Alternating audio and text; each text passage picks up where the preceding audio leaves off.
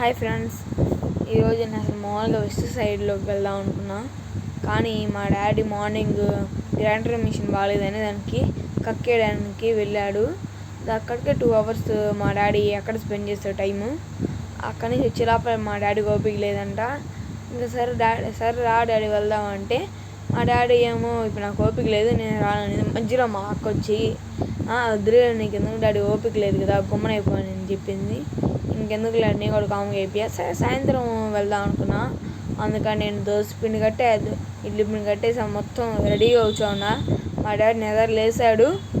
నాకు ఓపిక లేదని మళ్ళీ అక్కడ కక్క వేసిన మిషన్ని తెచ్చి అక్కడ 2 hours ఉండి మళ్ళీ వాళ్ళు వేయలా, మళ్ళీ మేము దగ్గరుండి వేయించి మళ్ళీ తీసుకొని వచ్చి బెగిచ్చేసే లోపల ఈ టైం అయిపోయింది.